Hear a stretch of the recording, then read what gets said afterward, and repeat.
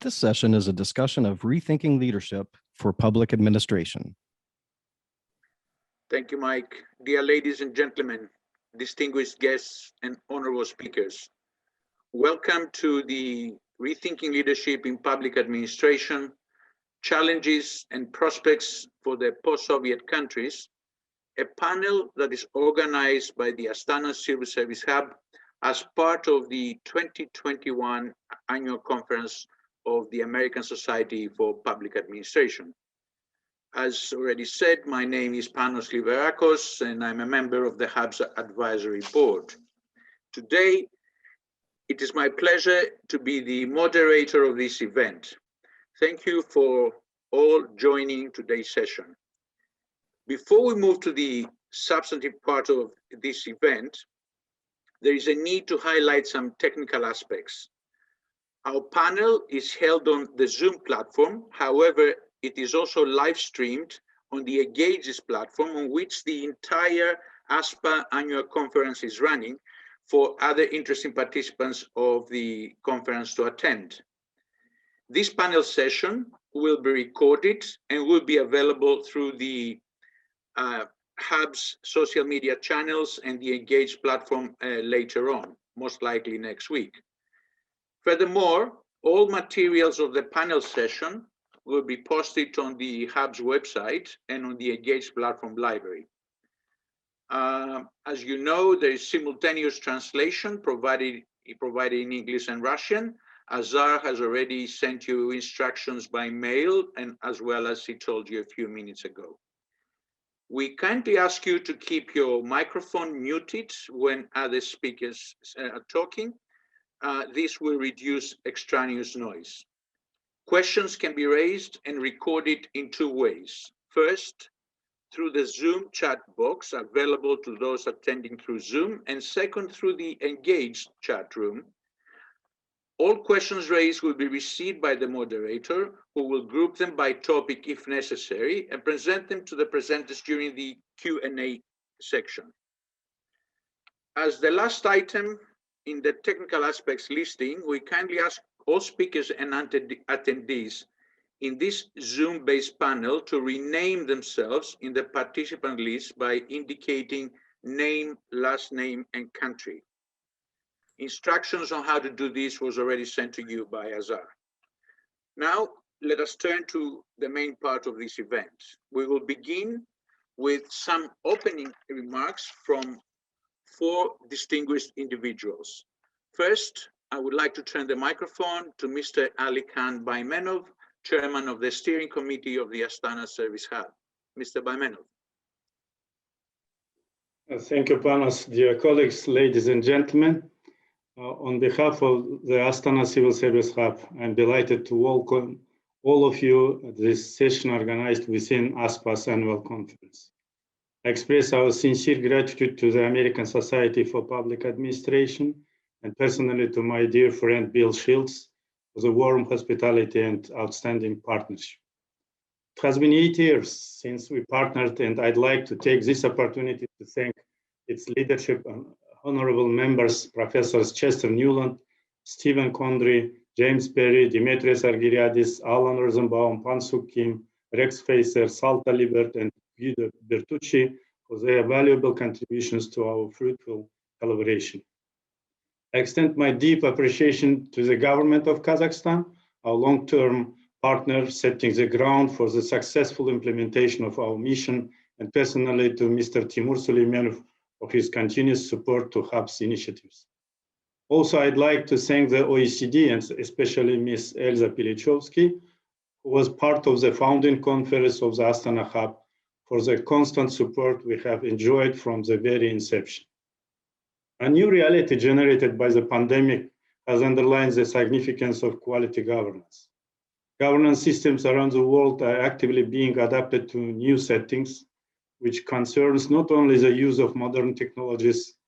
In fact, values, corporate culture, and leadership are becoming even more important. In the context of immense pressures, governments put efforts to become flexible and make swift decisions in response to new challenges.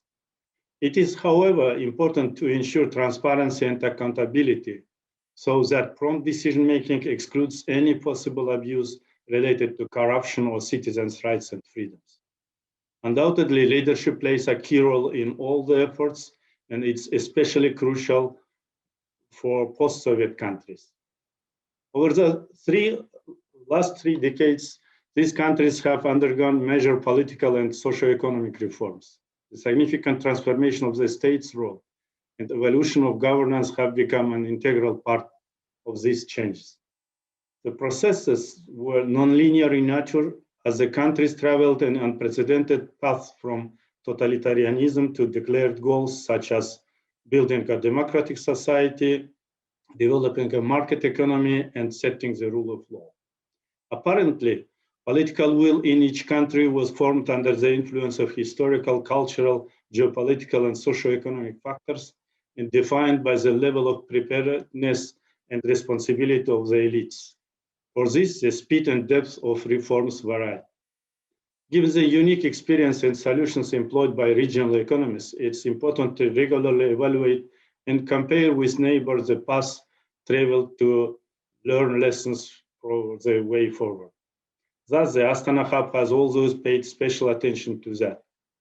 In this regard, I'd like to note that we are expecting a new book dedicated to understanding successes and challenges, along with lessons learned by the countries of the region, to be published by the Palgrave Macmillan shortly. We hope that this book, as well as today's session, will also contribute to filling the gap in evidence-based research, which is still observed in the region as a historical legacy of the past. Ladies and gentlemen, on a concluding note, I'd like to thank all the Astana Civil Service Hub partners from 42 participating countries and beyond, as well as today's speakers for their constant readiness to share their experience and expertise. I truly hope that today's discussion will allow a deeper understanding of the challenges and problems in the development of governance in the countries of the region. I wish a strong health and greater achievements to you, as well as prosperity to your home countries. Thank you very much. Thank you, Mr. Baymenov. Next, I would like to pass on the microphone to a longtime friend and supporter of the Astana Civil Service Hub, Mr. Bill Shields, Executive Director of the American Society for Public Administration. Bill? Panos, thank you so much, and good morning, good afternoon, good evening to all of you. On behalf of the National Council, our Board of Directors, and many thousands of members of the American Society for Public Administration, I am delighted to welcome you to the 2021 annual conference. Clearly, in some respects, in many respects, we would much rather have been able to extend our greetings and our friendship in person, as we have done with members of the Hub, our valued friends of the Hub, for so many conferences in the past several years. But obviously, economic and health reasons prevent us from doing that. That said, the pandemic provides the opportunity to hopefully be able to extend our greetings virtually to a much broader range of individuals and partners and colleagues, given the fact that we are operating virtually. So it's wonderful to be here. It's wonderful to extend official greetings to you from the ASPA leadership and staff. And I also want to wish a very happy anniversary to the chairman and to the Hub, because when I was looking at some materials just to prepare my welcoming remarks, I was reminded that it was only 5 years ago, 5 years and 5 days ago, that I was joining you in Kazakhstan to officially sign the Memorandum of Understanding between the Civil Service Hub and ASPA. And 5 years and 5 days ago seems, depending on the person, either a very short time or a very long time. But the impact and positive influence that the Hub has really has achieved in that time period is so significant. In our Memorandum of Understanding, there was a line in which we referenced the fact that the Hub had 32 partner countries and organizational members.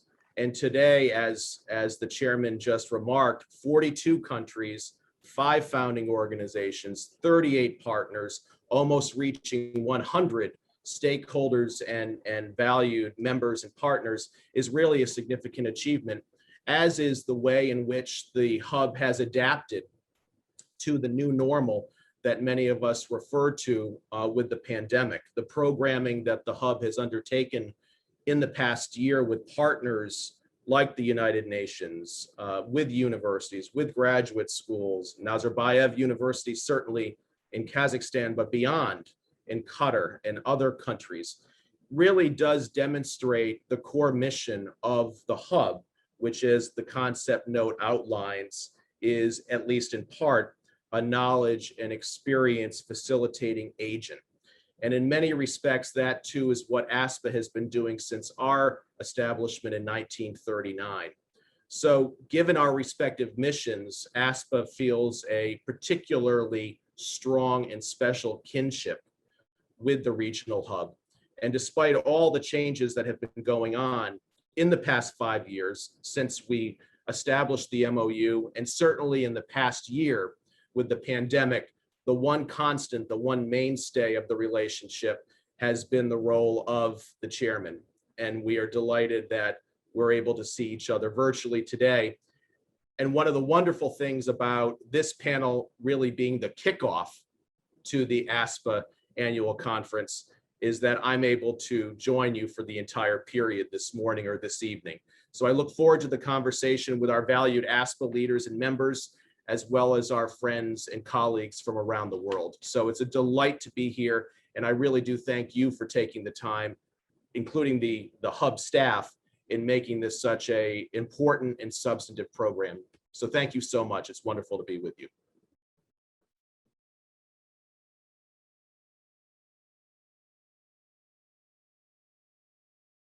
Panos, we don't hear you. You're mute, Panos. You're muted. I'm sorry, somebody else muted me and I forgot to unmute myself. Thank you very much, Mr. Shields. I would like to pass on the microphone now to Mr. Timur Suleimanov, Deputy Head of the Executive Office of the President of the Republic of Kazakhstan. Mr. Suleimanov. Thank you very much, dear Mr. Livarakis, dear Chairman, dear participants. It is an honor for me to be invited to the annual conference of the American Society for Public Administration. I'm very glad that together with my colleagues, I will be able to tell you about some of the policy measures and concrete actions that we have undertaken in Kazakhstan and we're in the process of undertaking. I think that we all agree that the complexity and difficulty of current economic and social situation require new approaches to public administration. The main challenge is both in the world and Kazakhstan, being an active and open country, open economy of the world is no exception. Those are overcoming the COVID-19 pandemic, digital transformation of the economic and social life, rapid change and expansion of communication channels, public demand for more active and direct participation in the decision-making processes. It is safe to say that for numerous reasons, the overall trust in public administration is under a lot of stress at the moment. Dealing with the pandemic, tackling unemployment, handling of public support for businesses and citizens, all these factors shape the overall general public's view of the government institutions in our country and globally. And this is especially true for countries such as Kazakhstan, where state plays such an important role via the regulation oversight system, via the state support for businesses, and direct participation of the economy. So if we want to have something done right, you have to start from public administration and public service. To this end, human-centered model of public administration has become a keynote of Kazakhstan's newly adopted National Development Plan until 2025. The key task is building an effective state in order to improve quality of life and well-being of citizens. I mean, it's no exception for any country of the world, of course, but the devil is in the details. Main directions include deregulations, privatization of SOEs, digitalization, and proactivity in public services delivery, capacity building in public service, and many other areas. Overall, we have selected the OECD regulation and practices as the benchmark, and we will gradually move towards them in Kazakhstan in every area of regulation, starting from, for example, tariff regulation all the way to tackling and fighting with corruption. In addition, we're currently working on a conceptual approach to development of local government and local self-governance. As you know, our country is an expensive one with the multi-ethnic population, and so local self and we're a Unitarian state, so it is not an easy decision to make in our case. But the president has already decided that all local hakims, that is mayors of villages, will be openly elected starting from this year. And in 2024, we will start electing district hakims. And once again, it may seem as a mainstay, as something that goes without saying in many of countries in the OECD and beyond, but for a Unitarian and relatively young country, and we're only celebrating 30 years from since our independence, it is a very bold step. It is a very bold step. So, but we're going for it. Overall, in conclusion, there's a lot going on with in terms of public administration development and a lot of challenges that we face. And I think the more we interact with each other, the more we talk with each other, the more we exchange ideas and views and challenges, the better we can perform for our citizens and our country. So once again, I'm very grateful that we have not participated in this conference, and will remain a very active and constructive member of this club. So I wish all the best, all the best to this conference, and of course to all of the participants and their countries. Thank you very much. Thank you, Mr. Suleimanov. As we're pushed for time, I would like to move straight to Mrs. Elsa Pilitsovsky, Director of Public Governance Directorate for the Organization for Economic Cooperation and Development. Mrs. Pilitsovsky, please. Thank you very much, Mr. Moderator. Ladies and gentlemen, distinguished panelists and guests, and Chairman Baymenov, Mr. Suleimanov, and Mr. Shields, it's a great pleasure to be with you today to participate in kicking up this session on rethinking leadership in public administration among such notable practitioners and researchers in this field. Like Mr. Shields, I'm very impressed by the achievements of the hub. I was there at its beginning. I haven't been here for a long time, but it's an immense pleasure to be back and I have still followed closely with a special interest the developments over the years, and it's quite impressive. And I would like to thank personally Chairman Baymenov for his unfading commitment to deepen collaboration and learning between the OECD and countries in the region. At the OECD, our work on public service leadership is at the core of effective governance. It is, I would say, intrinsically linked to resilient public service delivery, to public sector innovation and transformation, and to trust in the public sector. And I think Mr. Suleimanov underlined that as well. Let me elaborate on that a little bit further. Leadership in public administration has been vital in delivering public policy and public services effectively and efficiently, particularly during this crisis. While much attention has been paid to political leadership, we also know that the leadership of those who occupy senior positions in the public administration makes a huge difference. This is why almost 90% of OECD countries designate as the senior officials as a special group aside within their public service. And this is also why they use specific management tools to develop their capabilities.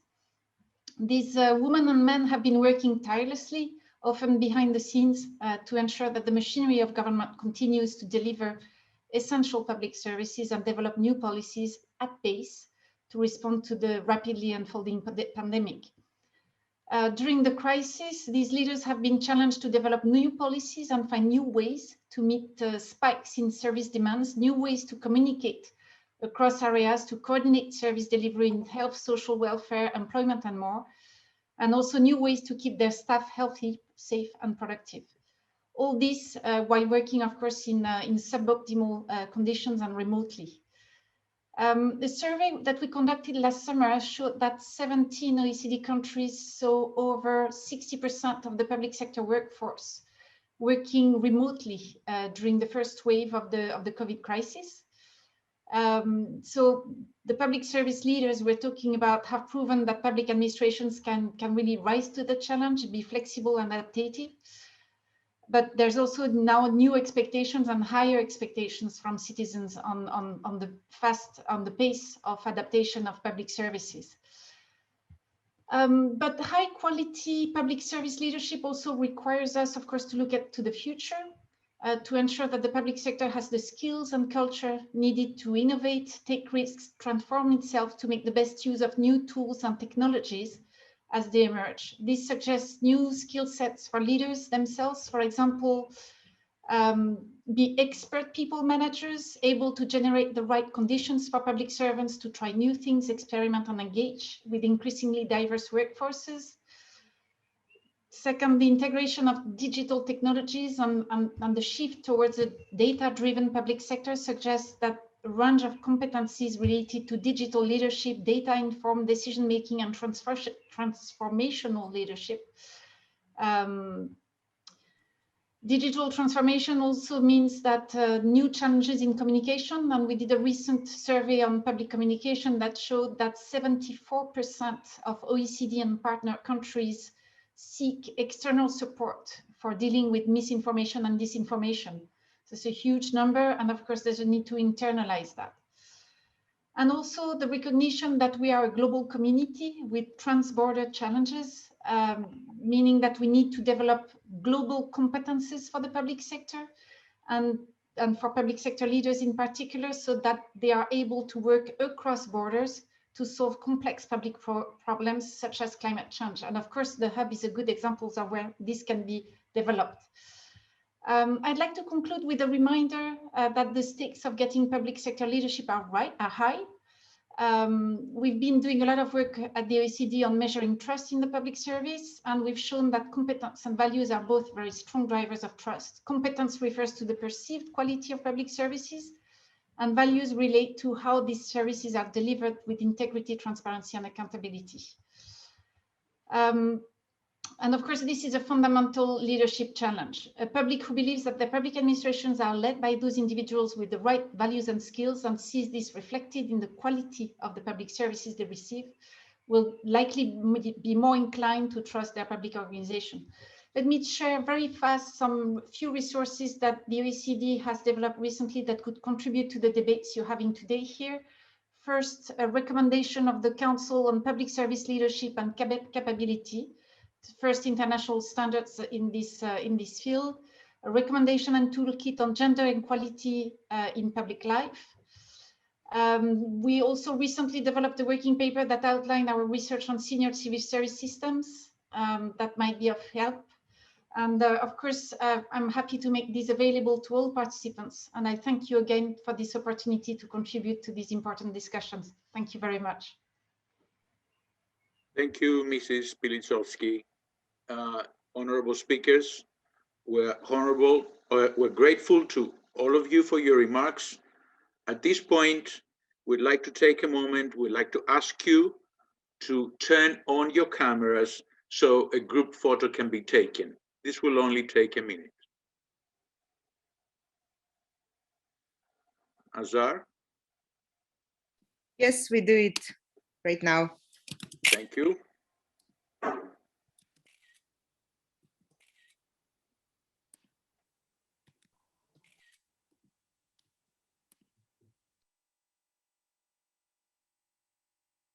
Thank you very much. Thank you, Azar. Let us now proceed proceed to the main part of the panel session. This part is divided into two sections. First section will last for 45 minutes and the second for 25 minutes. There will also be a 15-minute break between. During this part, you may wish to submit your questions in the chat area of the Zoom platform or the Engage platform, which will then be addressed and answered during the Q&A session. Of course, you will have additional opportunities to ask questions and participate in the discussion later. So now we proceed with several interesting presentations from our distinguished speakers who will share their views on the topic of leadership in public administration, a topic that has become more prominent and more salient during the current pandemic. As a moderator, I have the responsibility to manage the time and ensure that each presenter has a fair and equitable share of the available time frame. Thus, please remember that you need to stick to the 8-minute period allocated to each of you. I will provide a verbal cue if necessary, if you go over this, asking you to wrap up. So let us start by giving the microphone first to Mrs. Maya Davisvili, Deputy Director of the Civil Service Bureau of Georgia. Maya. Thank you, Mr. Moderator. I'm so delighted to be with you again, despite these very exceptional circumstances. At first, of course, let me thank our distinguished organizers and dearest colleagues from ASPA and Astana Civil Service Hub for giving us the opportunity to be part of this very important panel today, as we discuss the topic I'm very passionate about. Modern public management and rapidly changing environment more than ever required enhanced leadership competencies. Increased demand for efficiency, higher organizational performance, and customer orientation have to be met by strong organizational leadership, sufficient strategic planning and execution, professional and profound team-level managers, and motivated internal practitioners collectively responsible for responding to multidimensional social and economic challenges our countries face today. In order to reach high productivity and efficiency, public organizations, top and mid-level managers have to understand that acquiring and expressing leadership competencies, coherent strategic planning, involvement of internal human capital in the decision-making process, and their commitment to organizational goals enable the public organization to overperform and maintain civil servants motivated. As far as I know, former Soviet countries still struggle with the inherited Soviet management style and high power distance. Soviet legacy and management orientation on extreme control prevent our civil servants to innovate and break the leverage of their potential. In recent years, attempts were made to improve strategic planning and coordination systems and to reform civil services in post-Soviet countries, aiming at increasing professionalism and managerial abilities of civil servants. However, the only way to be productive and efficient is to shift this control and fear-based Soviet management style and mindset into coherent, consistent strategic leadership based on respect and trust on professional civil servants. Given the existing complexity, the problem requires not only instructing each public organization to develop strategic documents and train its managers, but rather changing behavior and shifting mindset. Results of the recent analysis signaled that shortcoming of the strategic management processes and lack of leadership capacity in public sector. There is significant shortage of long-term visions, and processes are more spontaneous in public organizations rather than in advance designed and well-planned. Only the limited number of mid-level managers are involved in strategic planning process based on their individual skill set and influence power. Due to the absence of long-term vision, often changing priorities, lack of communication, highly politicized and turbulent environment, there is lack of cognition of organizational goals, and civil servants face difficulties to understand why they do what they do. Public organizations are more focused on installing short-term motivational factors instead of trying to inspire the respective labor force. And we all agree, I hope, that it's impossible to inspire civil servants or any individual employee without leadership competencies and leadership qualities. According to Jeff Mulgan, the most successful governments are the ones that are most strategic, but how we make sure that what is done by the governments is enough to be strategic. In order to keep up the pace of change, every public organization strives to fasten the decision-making process, simplify the business processes, which is not bad in itself. However, what is unfortunate is that this is compromised with sufficient time for planning. Generating strategies in tight deadlines, as it mostly required by the top management, the involvement of external and local experts, what always is constrained in time, insufficient budgeting due to the lack of capacity and resource scarcity, no way can be enough. No matter how great leaders are on the top of the organization and how experienced experts are involved in the process, best strategies are not result of miscalculation, but the active avoidance of the hard work of crafting good strategies. This is the quote from Rumelt Richards. Good strategies can be generated and the effectiveness of the process could be assessed according to the number and the quality of engagement of all necessary groups involved in the process. Those involved groups might include all external stakeholders, customers, partner and donor organizations, external expert and advisory groups, and all necessary internal groups, including operational management and specialist level practitioners. Strategic leadership requires the major effort from the leader to invest in personal and social interaction in order to get largest number of employee buy-in and inner commitment to pursue strategic vision and dive into the execution process. This engagement in strategic leadership process and strategic management process has utmost importance as it guarantees the proper implementation of the strategies and delivery of the envisaged results in a way it had been sought initially by leaders. Moreover, participation and engagement level of internal groups will ensure the fulfillment of strategic goals even during the crisis and turbulent periods. As strongly committed to the loyal to the organization, every civil servant will strive for the avoidance of any negative results. What is unfortunate here is that strategy making in the public sector is mostly a result of external and internal contingencies, as well as coercive formal legislation or peer institutional pressures. Former Soviet countries with relatively short history of existence of modern governance and public administration, resourceless, but with the high potential, capable of and willing to change, attract a lot of attention from various international organizations and stakeholders. Policies and strategies are always influenced by either political interest or reform agendas of international and local partners, which could be assessed more as a reactive response to the changing environment rather than coherent and consistent strategic management. We all have to learn that if we speak for the efficiency of our organizations, we have to be more proactive, seek for innovation, focus on desired future, manage based on trust and value our human capital rather than respond to the changing context all the time and position ourselves as reactors. As research shows that prospectors always outperform reactors, prospecting strategies result in better organizational performance than reacting strategies.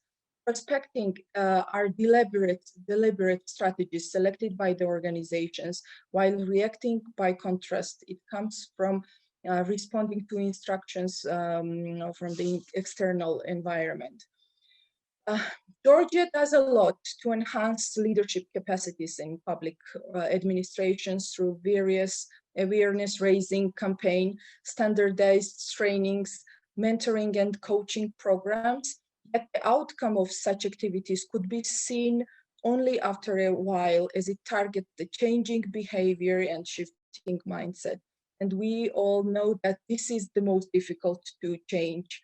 This is a culture, what has to be changed. No matter how much time it takes, we have to be patient, of course, and follow our good strategies and future desires. Thank you so much for your attention. I hope I made time. Thank you very much, Maya, for keeping the time. Yeah, excellent. Unfortunately, Mr. Naderi is not able to remain connected.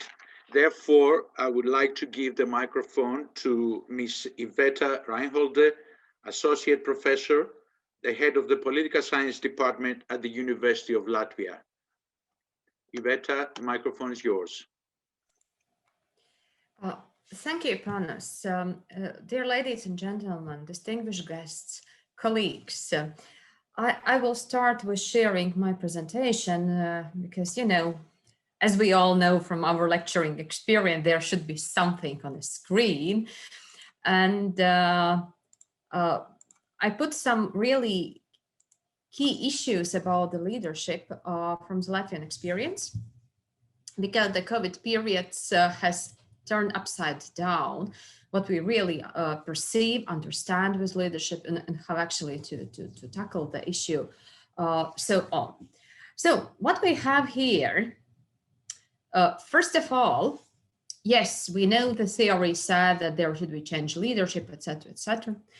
But the evidence from the interviews with the Latvian leaders of public administration, so the heads of institutions, shows something different that they have experienced over the last year.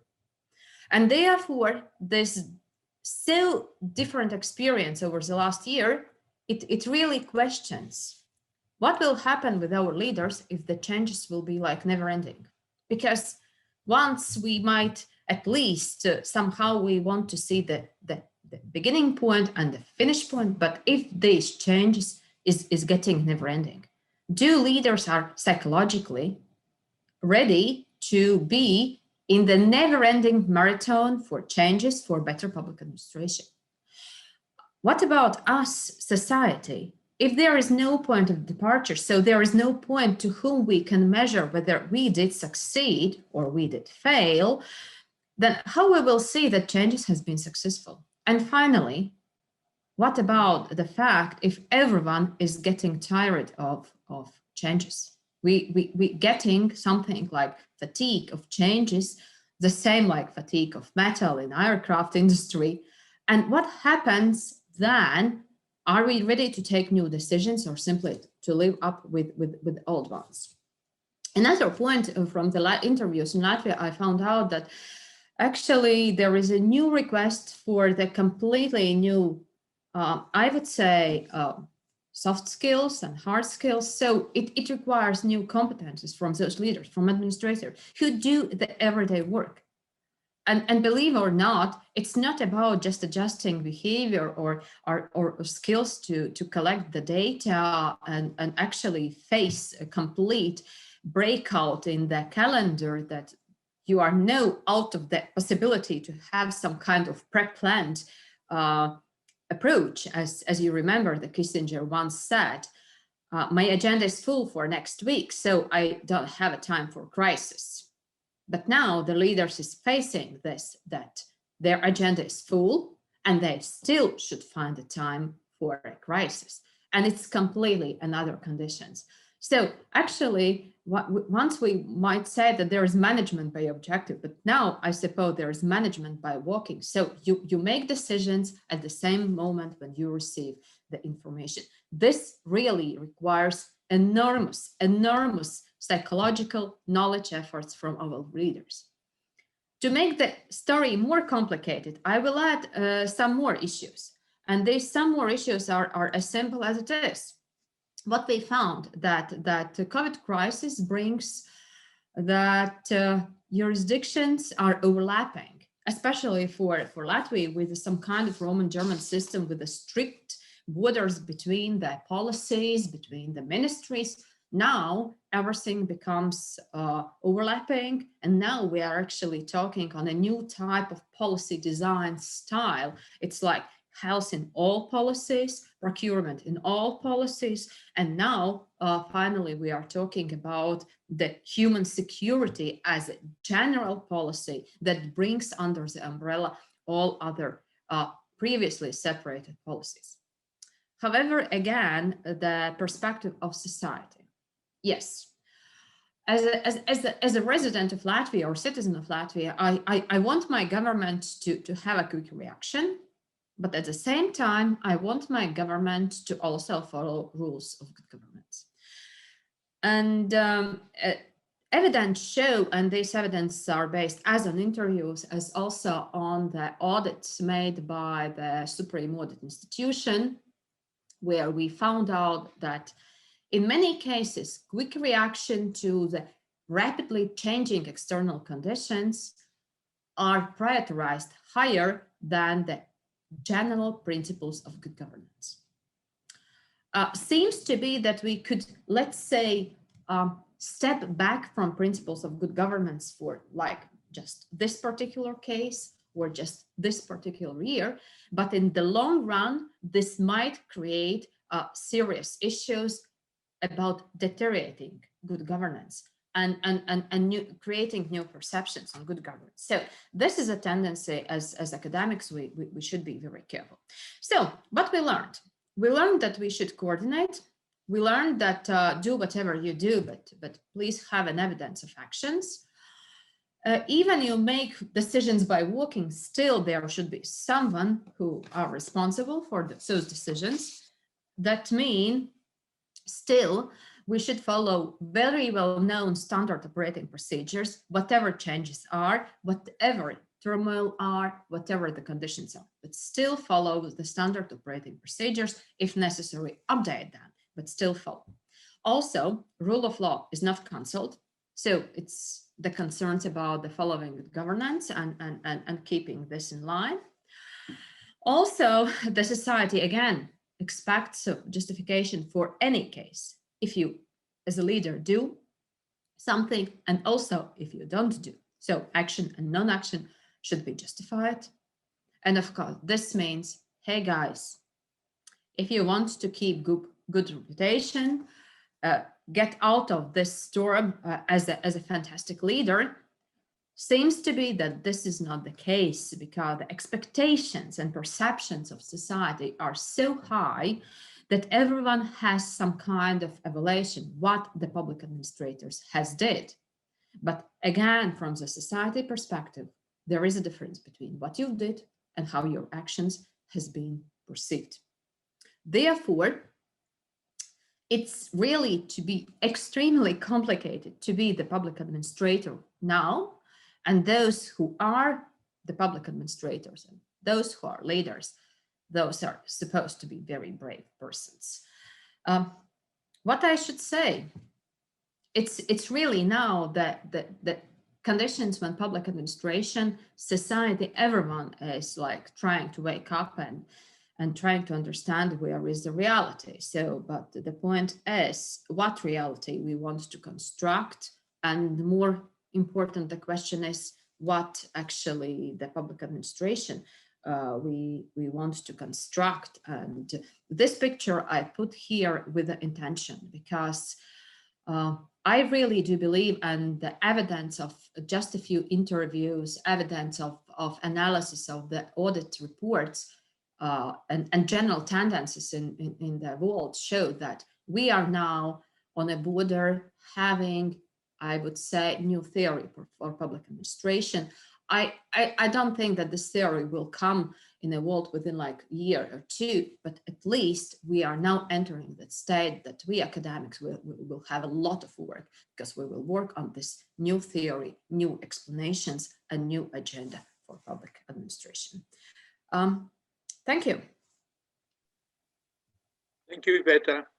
I would like to pass the microphone now on to Mr. Bahram Khalilov, who is the Deputy Chair of the State Examination Center of the Republic of Azerbaijan.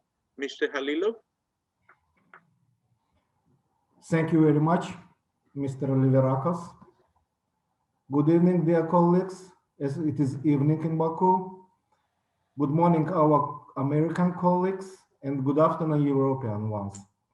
First of all, I would like to express my gratitude to the organizers of this video conference, the Astana Civil Service Hub, the American Society for Public Administration, and the UNDP. During the COVID-19 pandemic, I consider such meetings very important and useful. The topic of the recruitment of candidates with leadership qualities for civil service today is very actual for Azerbaijan.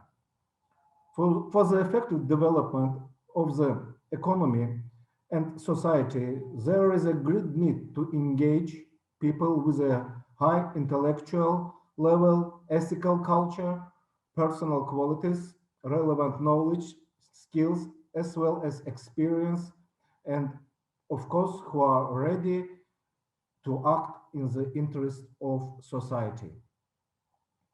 The strategy for civil service development in the Republic of Azerbaijan for 2019-2025 has been approved by the President decree. Execution of the strategy will be ensured by implementation of two action plans covering 2019-2021 and 2022-25. One of the main directions stated in this document is dedicated to the transition to a competency model in the recruitment process. Along with other competences, leadership is now included in the requirements for occupying manager-level vacant positions. To date, a lot of work has been done together with state bodies to create new job profiles of civil service position, identify competences, including leadership competency for management level positions. In this direction, we cooperate with Sigma, whose experts provide us with huge assistance. To identify and evaluate leadership qualities in the process of personal selection, we are elaborating on introducing several tools along with the existing ones. Situational group work, tests, case studies, simulation, role-play games, new types of interviews, etc. All of the methods above have to be developed. Evaluation criteria and crucial so that they do not raise questions by the candidates, and we should not forget about the human factor. Training of expert professionals for the evaluation process. Of course, all of this must be done objectively and transparently. A great deal of experience has been accumulated in this field of conducted transparent competition for the recruitment in civil servants by the State Examination Center. In the end, I would like to note one project that is being carried out in Azerbaijan. It is a ACSH project. ACSH is a nationwide competition for identifying and supporting promising individuals among young people who have powerful intellectual leadership and management skills that would serve to establish the country's talent pool. The State Examination Center's role is to conduct assessments for the ACSH competition. We have carried out several stages of selection, but there remain upcoming ones to implement. Here is a brief summary of what I wanted to tell the conference participants on today's topic. Thank you for your attention. Thank you, Mr. Halilov, for your presentation. Given that Mr. Naderi is still unable to connect to the platform, we are left with about 10 minutes and for this part of the session. I would suggest if there is a question or if somebody wants to provide a comment on what has been said thus far, you will be most than welcome.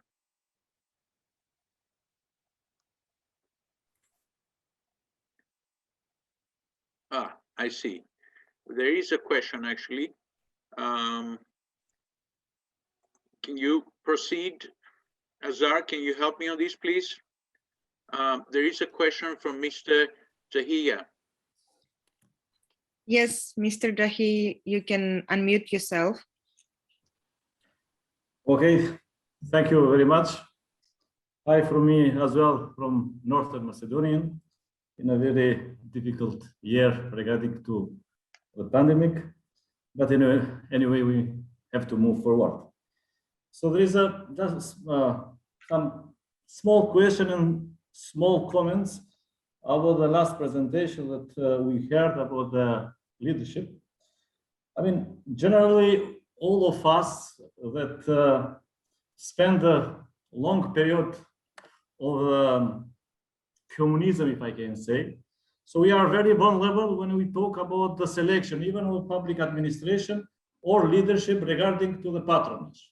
So in order to have, I mean, we are talking about the rules that we have put, legislation rules. But anyway, my question is that really, if there is a patronage system still, which are following some our countries, is it possible that in situation, even that we have a good rules, legislation or laws that are about the selection of the leadership, we still can manage to have the quality managers and leadership in the public sector? One of the question. And the second is, after a part of the legislation, is there in both countries, Azerbaijan and Latvia or Lithuania, I don't know which, from University of Lithuania or Latvia was the lady that Latvia. So is there any program of leadership that the leaders or managers, after they are assigned to the position, they need to follow, or the public sector is organized from them in a different way, a kind of trainings in the leadership in the public sector? Thank you. Thank you, Mr. Dahiga. While you were talking, I was in receipt of 3 questions. I would like to present at least one of them because we still have some time, and I would request any of the preceding presenters to reply if they wish to do so. The question from Stephen T. is, the struggle with the COVID pandemic has highlighted knowledge management and policymaking challenges related to managing public mistrust, even in communities with strong public administration traditions.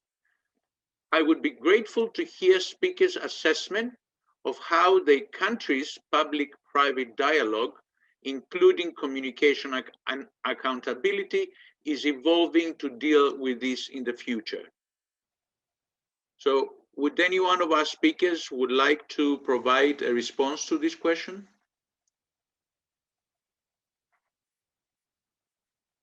Iveta, please go.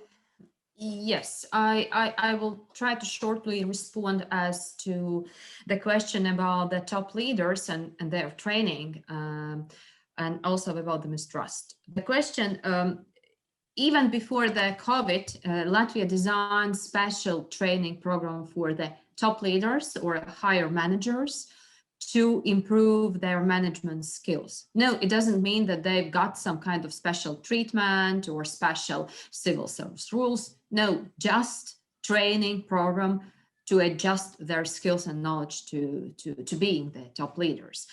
So far, this program has been successful because now we are debating whether we can set some kind of KPIs for top leaders and whether we can estimate and evaluate not only the institution, but also the actions of leaders. This is about the leaders. About the trust. Latvia was never been the one where actually society trust to government, vice versa. We were down in all ratings and barometers and data because usually, and we are having some kind of anthropological joke that if the Latvians say that everything is bad and government especially is bad, then it's fine. But even with having extremely bad trust by the opinion polls, there is a correlation in data between 2 factors: the reaction of the government and increase of trust. And the COVID times show if the government reacts immediately and immediately explains why the government do this, so justifies the actions, it immediately shows up and reflects in the trust level in data.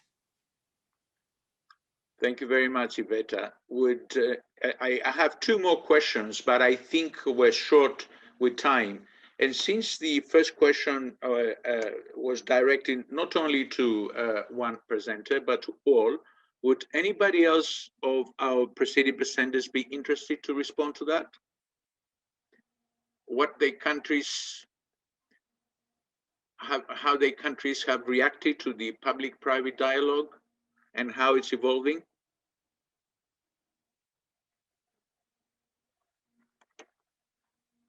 Not really. Okay.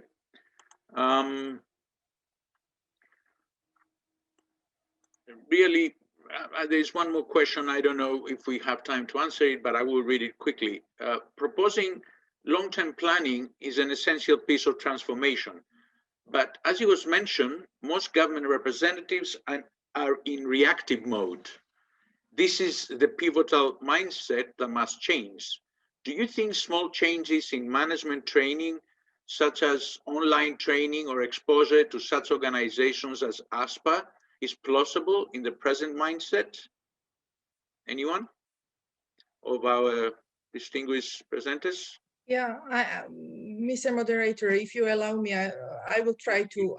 Go ahead, Amaya. Thank you. Yeah, I would like to say that any attempts that would be directed to the enhancement of the leadership capacities, it does not matter, it will be the short-term trainings or long-term, I don't know, planning for the enhancement of the professionalism, that would be essential, because we have to start with small steps in order to get to the final, our desired outcomes. At least to start with these small interventions, because I cannot imagine that the change in mindset will happen in one day or in 1 week or even in 1 month. It takes a lot of years, and I can recall our experience, what Civil Service Bureau do in Georgia. We started with the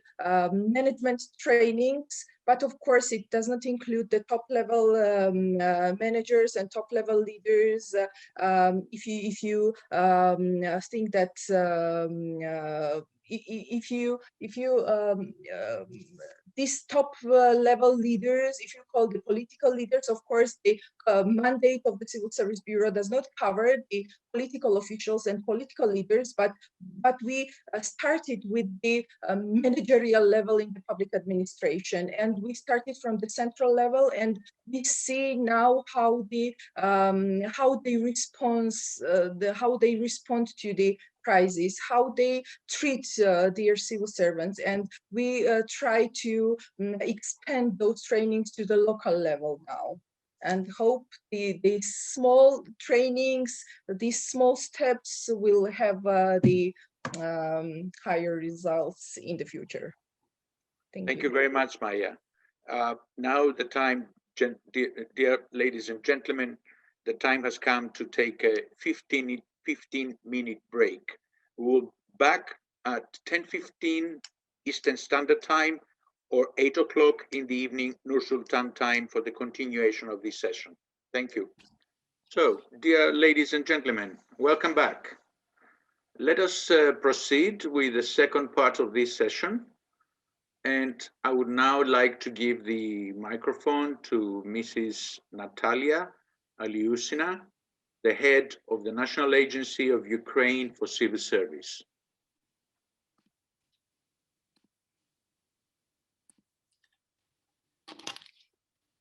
I guess we have to wait for another minute or so.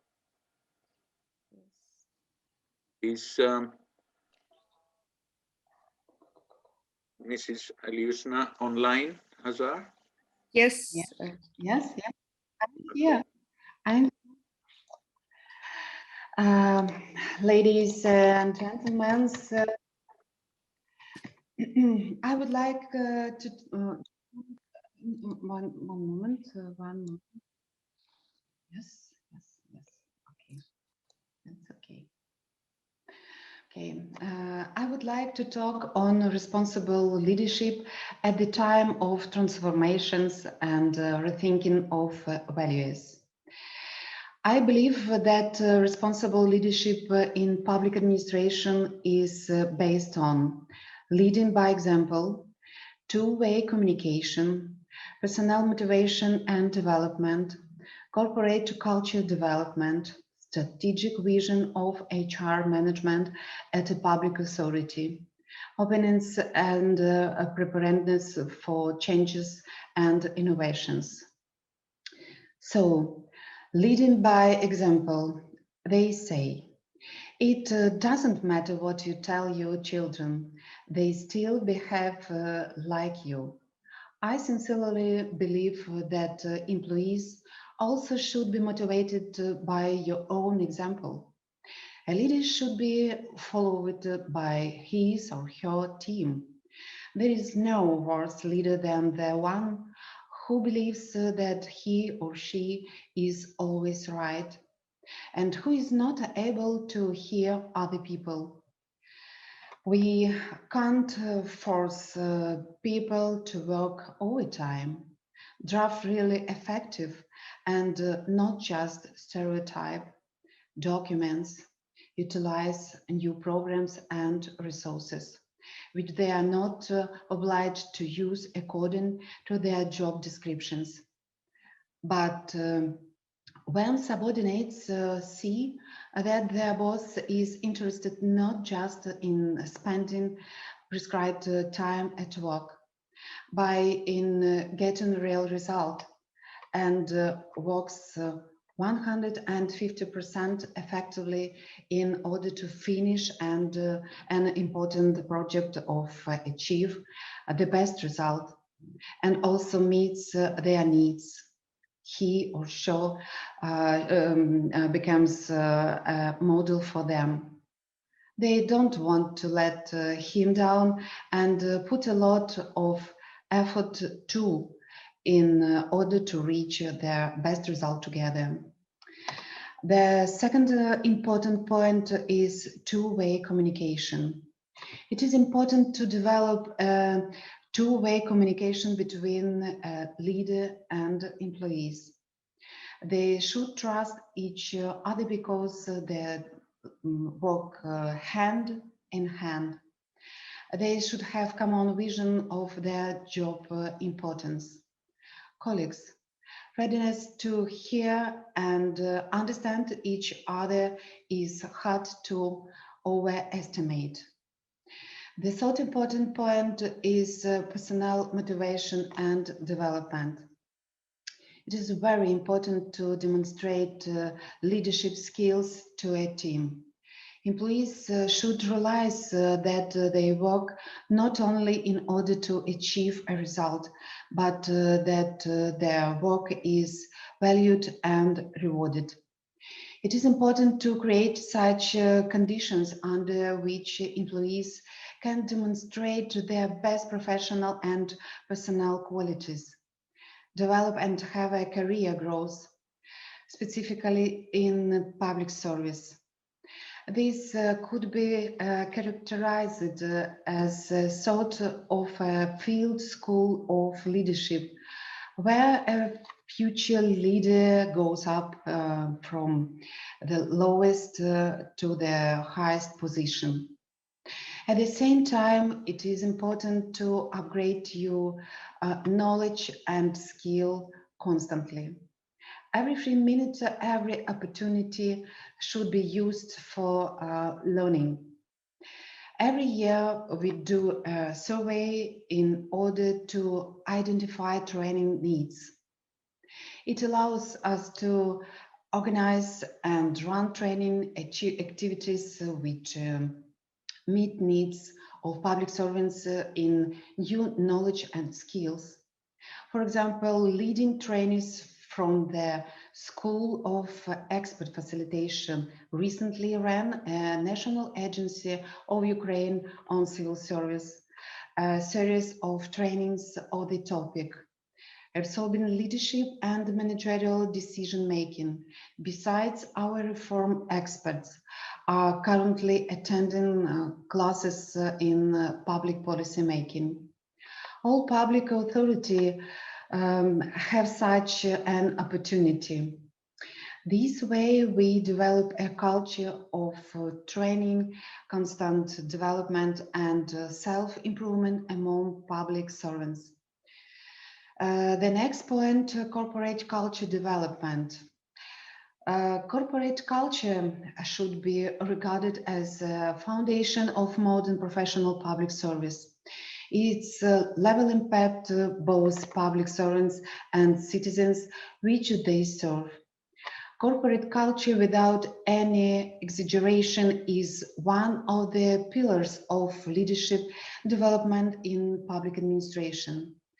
For this very reason, we pay so much attention to culture issue. For instance, for the second time, the large-scale national survey, Public Service in Ukraine, Your Opinion, is being conducted in the country. It is aimed at identifying the level of corporate culture in public service. It's a joint project by the Secretariat of the Cabinet of Ministers of Ukraine, Association of Ukrainian Graduates of Leading World Universities, Professional Government, Stanford University Center for Democracy, Development and Rule of Law, and Kyiv School of Economics. Here are some results of the survey concerning leadership. Level of satisfaction with managerial practices in 64.3%. Level of satisfaction with the level of personal involvement into decision making related to work is 63.7%. Public servants have high expectation in terms of leadership qualities of senior officials. According to respondents, the biggest problem in relation with leaders is how bosses motivation employees. 84.8% feel respect to their chiefs. Surveys on the level of personal involvement have already become traditional. These surveys helped us to identify the level of employee satisfaction with morale at their organization and the level of their involvement into various processes. The survey is anonymous and every employee can freely express his or her position on many issues, including level of interaction with the boss. What is next? Strategic vision of HR management in a public authority. Another quality important issue as personnel management strategy. We have been working on it for a number of years. It defines key direction of the HR management policy. That's why we introduce the nomination, the best practice in HR strategic management at the public authority into the national competition, best personnel management practices. This competition is announced by the National Agency of Ukraine on Civil Service regularly. National Agency has its own personnel management strategy. I will proudly explain you the mission of our team. We work to make public service a prestigious employer whose employees are experts that well recognized both in Ukraine and beyond. The next important point, openness and preparedness for changes and innovations.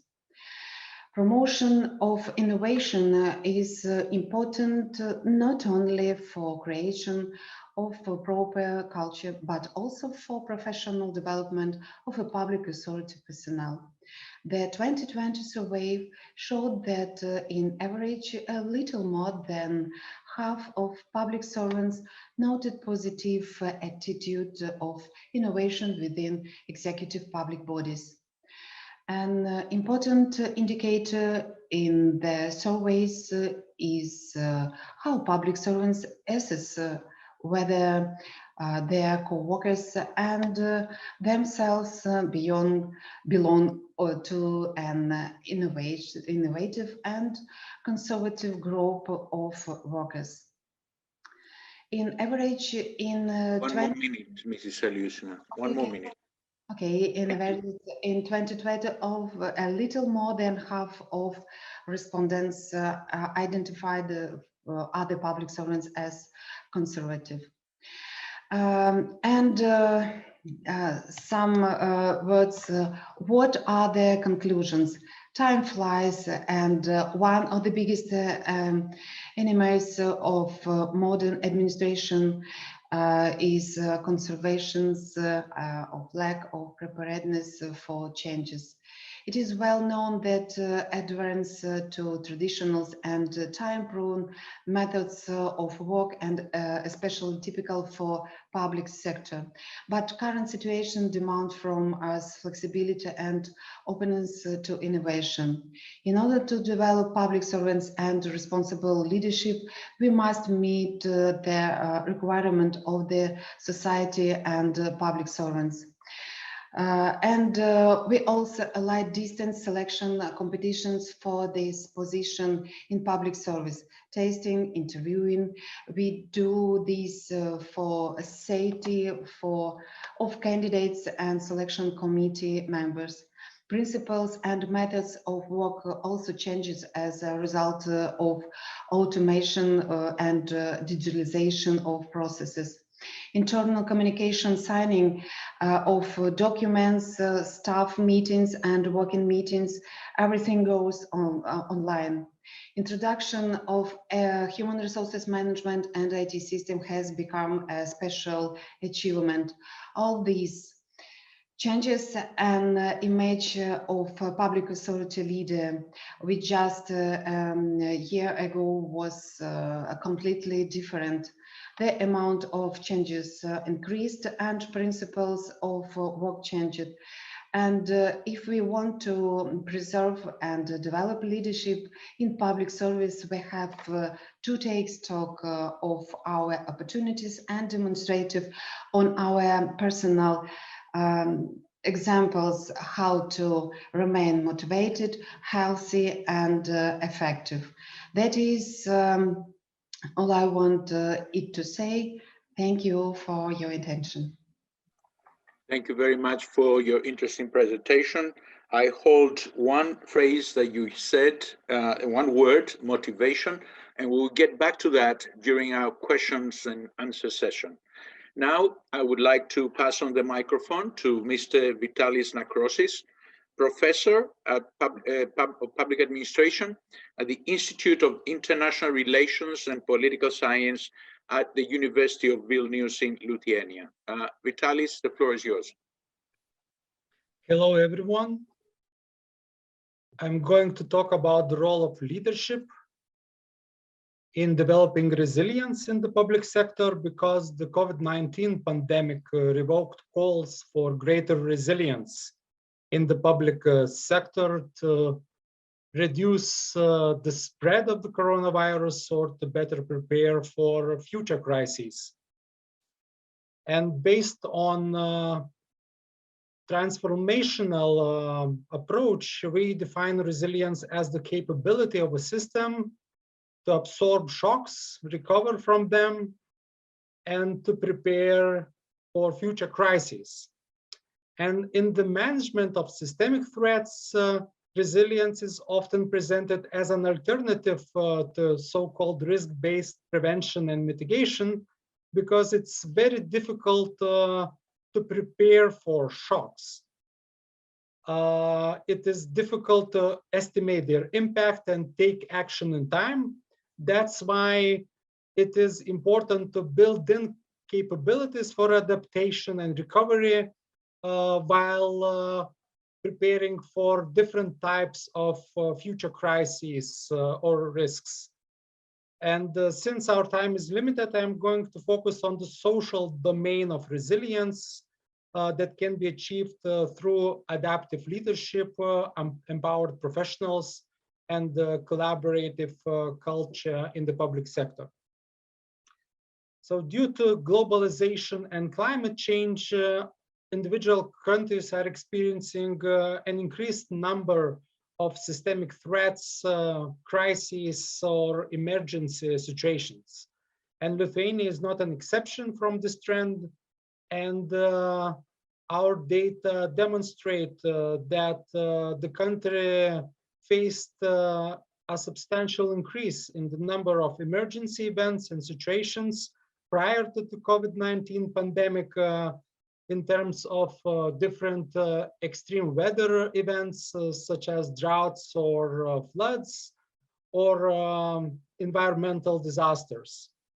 And in the future, we are going to face an increased number of risks, and including such top risks by likelihood or impact as extreme weather, climate change action failure, infectious diseases, or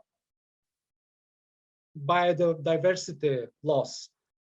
And due to those risks, again, it is important to know that it's important to predict when these risks will materialize, and it is difficult to estimate their impact. And even when we know that some highly probable and impactful events are likely to occur, we can still neglect them, as the COVID-19 pandemic demonstrated. That's why this pandemic is often called in academic literature as gray rhino.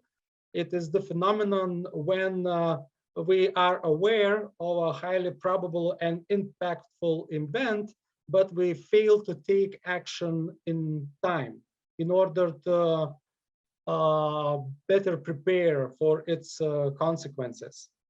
So that's why it is worth investing into greater resilience in the public sector, and that's how we can better adapt and recover when a next crisis occurs.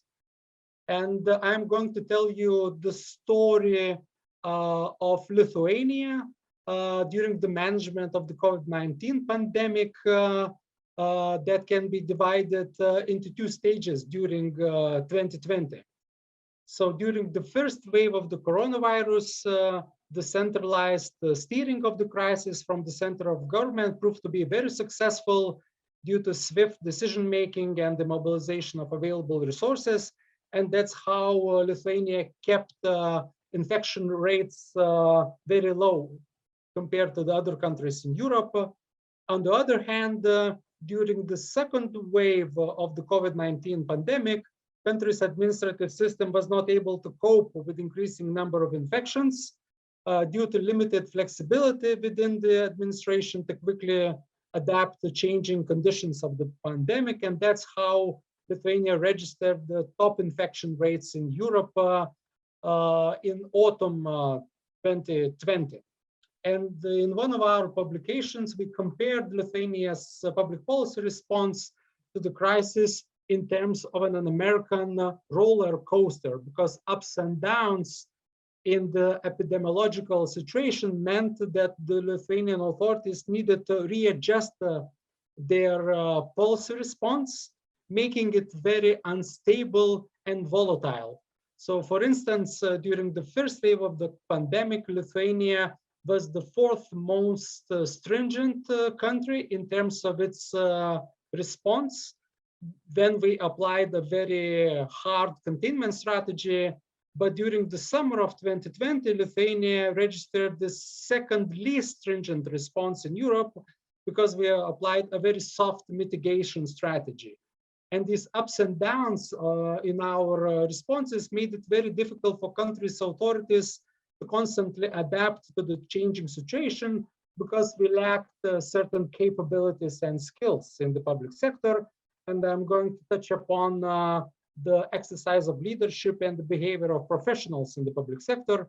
So in terms of leadership, fast reaction and decisive decisions during the first wave of the pandemic made it possible for us to control the spread of the coronavirus.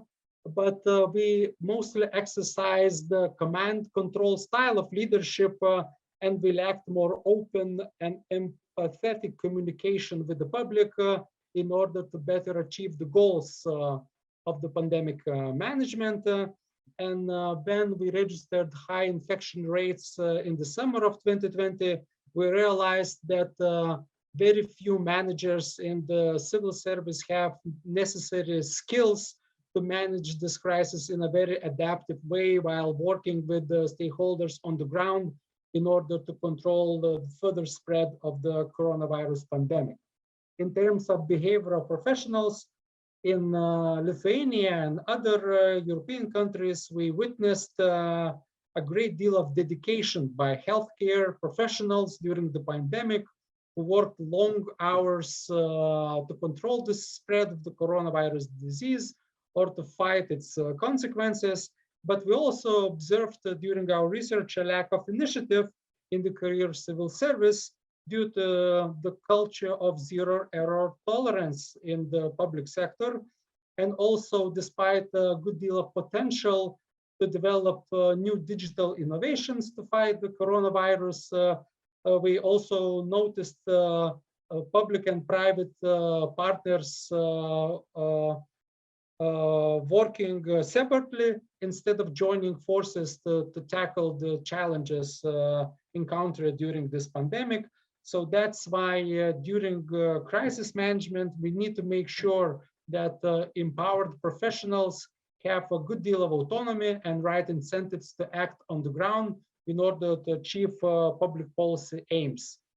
And our overall conclusions demonstrate that we can develop resilience in the public sector through such key social aspects as adaptive leadership, empowering of professionals, or collaborative governance, but it cannot be pursued on the basis of top-down legislative initiatives.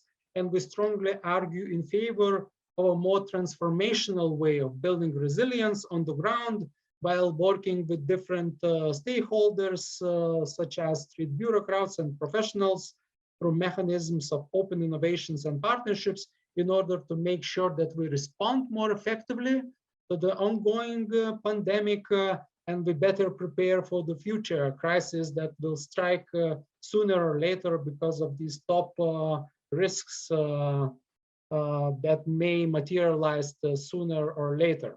I have a set of challenges and recommendations that could be addressed, but due to the limited time, I guess I will stop here and I will be able to answer any questions if you have any during our discussion. Thanks for your attention. Thank you very much, Vitalis. Indeed, your presentation has sparked a few questions, but I will wait until the Q&A session for those. I would like now to give the microphone to Mr. Zarkin, Klekkenov, Director of the Department for Civil Service Agency of the Republic of Kazakhstan. Zarkin, thank you very much, Mr. The microphone is yours. Yeah, first of all, let me share my screen. Can you see my presentation? Yes.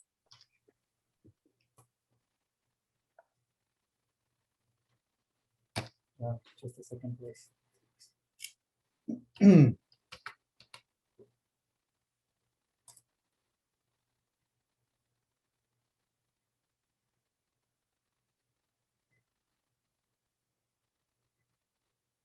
We see your presentation pretty well. Okay, sorry. Dear participants of the panel session, colleagues and friends, I'm glad to see you today in a good spirit and health. The COVID-19 pandemic have had a major impact on the public sector around the world and testing government's abilities for managing emergencies while ensuring the ongoing delivery of public services. This unprecedented world crisis highlighted the importance of having an effective and resilient public administration system capable of rapid and adequate response to volatility, uncertainty, complexity, and ambiguity. The title of our panel session suggests that participating countries have a lot in common when it comes to the public administration systems. However, along with similarities deriving from our common past, in the last 3 decades, each country managed to build public administration and civil service systems that meet their specificities, needs, and political agendas.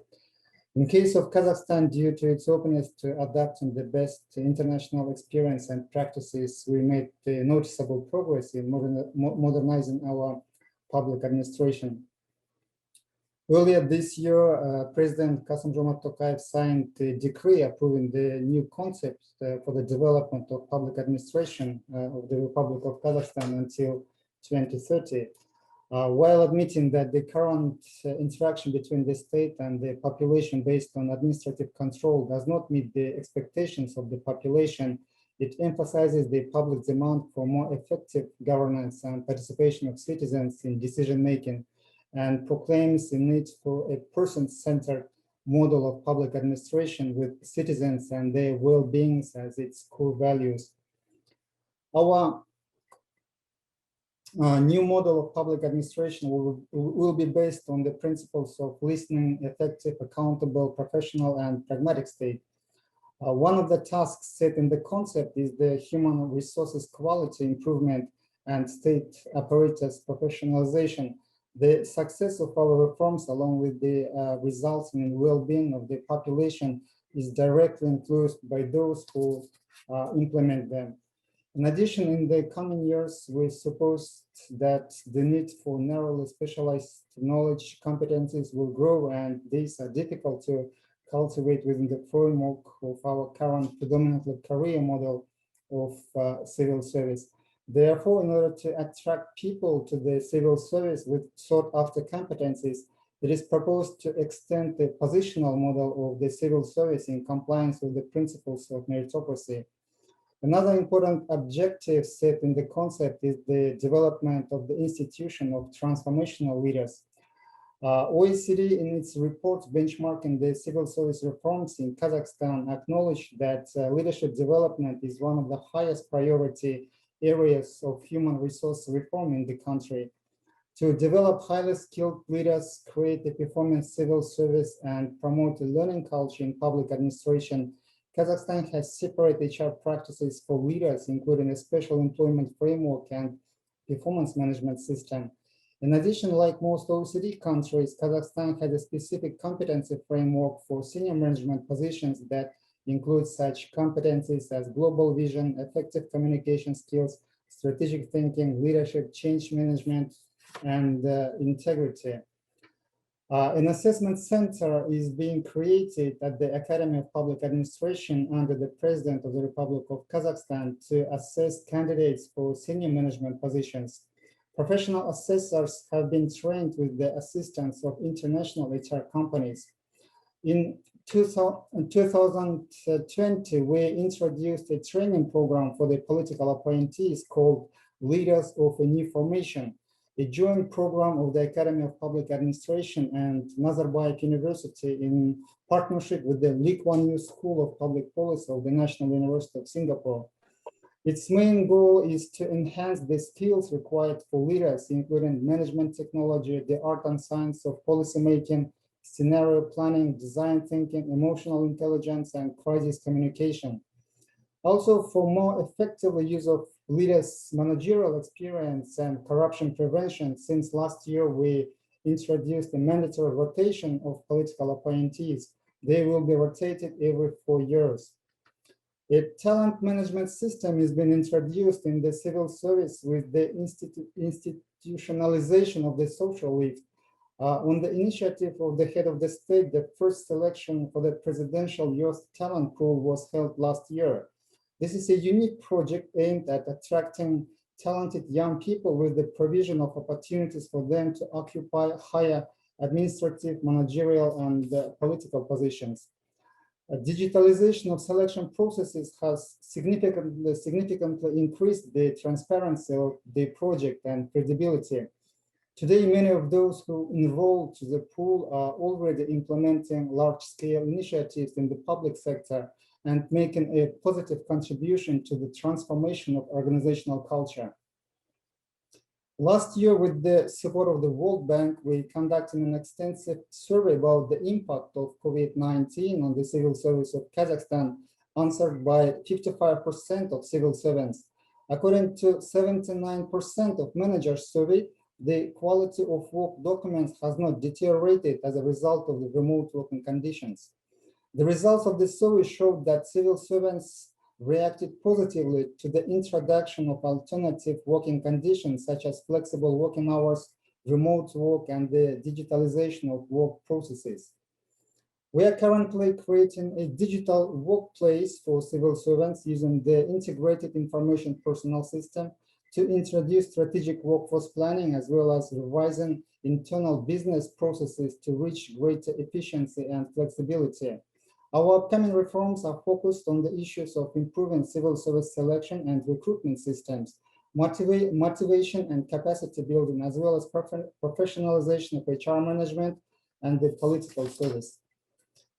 Dear friends, the world has entered in an era of turbulence, increasing volatility, uncertainty of social, economic, and political development. I hope that our discussion will be fruitful and will give us some new insights and ideas on further improvement of the public leadership that will guide our countries to prosperity while maintaining peace and security. Thank you for your attention. Thank you very much, Zarkin, for your presentation. We are now proceeding to the last part of today's panel. First, we will hear from our four distinguished discussants, and then we shall be able to answer to some of the questions that have come through, as well as some other questions that may be put forward during that session. Therefore, I would like to give the microphone to Professor James Perry, another friend of the Astana Civil Service Hub, who is a distinguished professor emeritus at the Indiana University, Bloomington. Professor Perry. Thank you, the microphone Panos. is yours.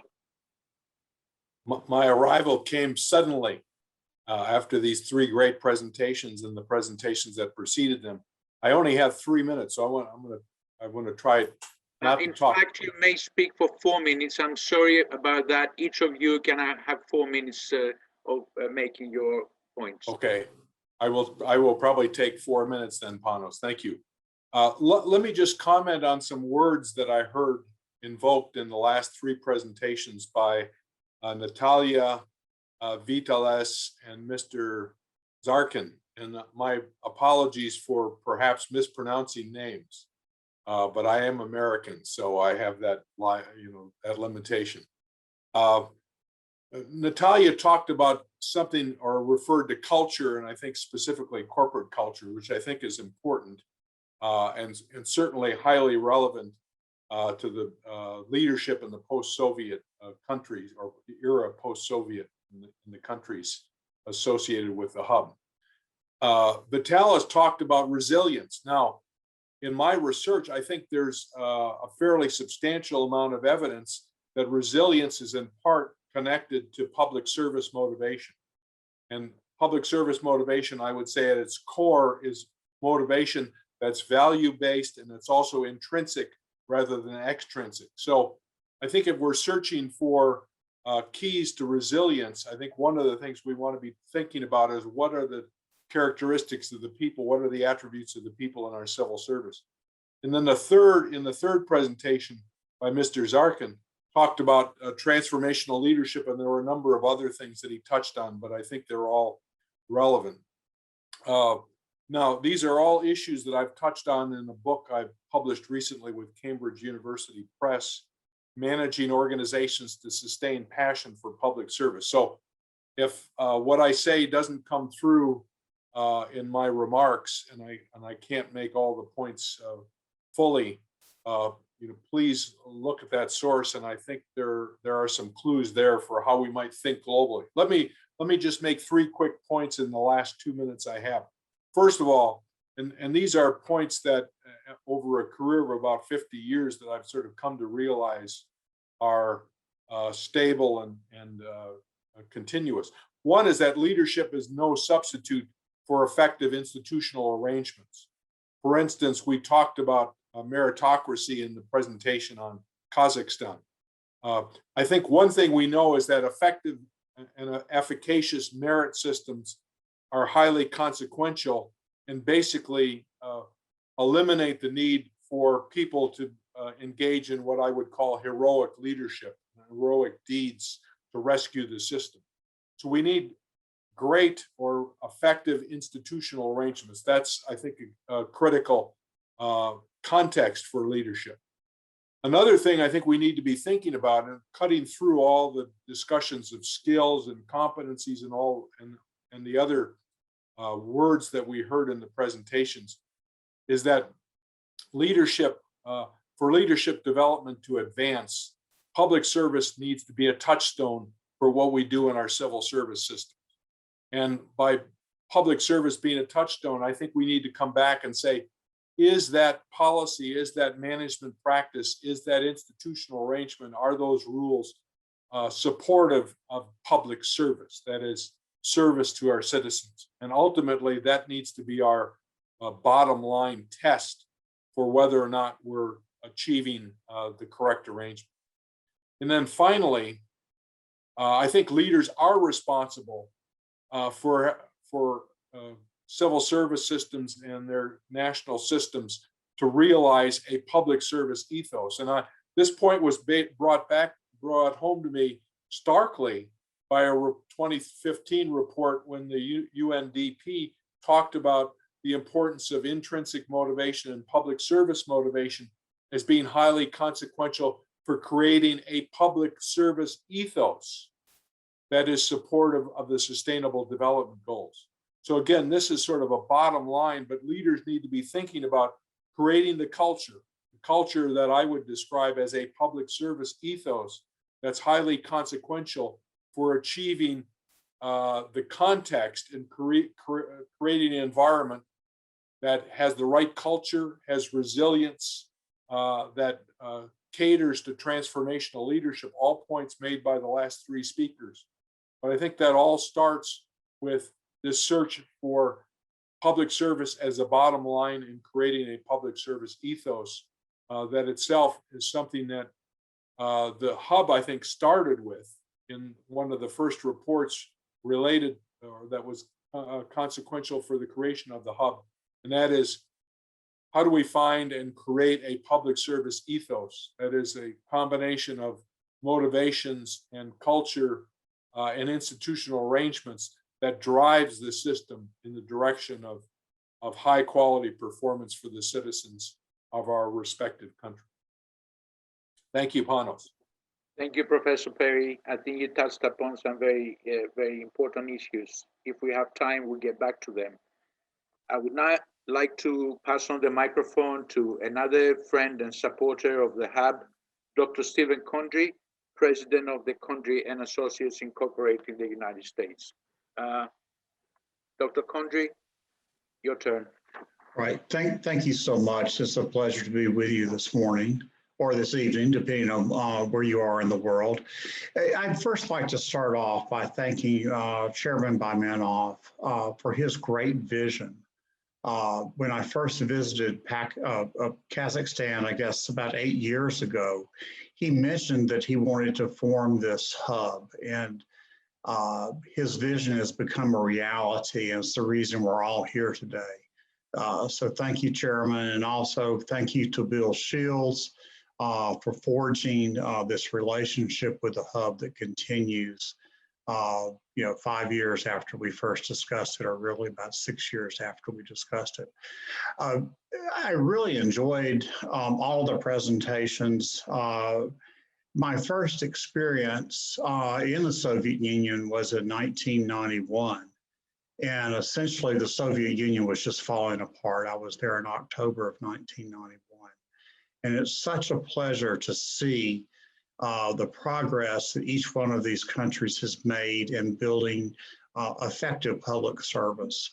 When trying to link all of these presentations together, I think about increased professionalism that's mentioned throughout, building organizational trust within the organization and with citizens, valuing of your stakeholders and that internally and externally.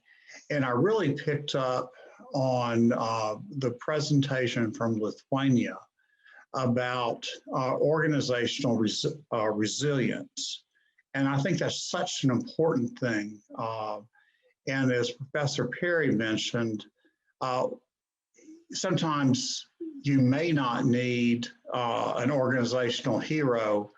It's important to have institutions that are strong. But in the United States, even with a civil service system that's about 150 years old, during the last 4 years, we really experienced the need and appreciation for that resilience that effective organizational structures can foster. And I think that it's very important that this cooperation continue between all of the countries, some 42 countries, and then really more than that, they're involved in the periphery of the hub. And again, I congratulate you and thank you so much. Thank you, Dr. Condrey. We now have the pleasure to hear to Mrs. Saltanat Liebert, Associate Professor at L. Douglas Wilder School of Government Public Affairs at the Virginia Commonwealth University. Mrs. Liebert, the microphone is yours. Thank you very much. Good morning, dear colleagues, or good evening, depending on where you are.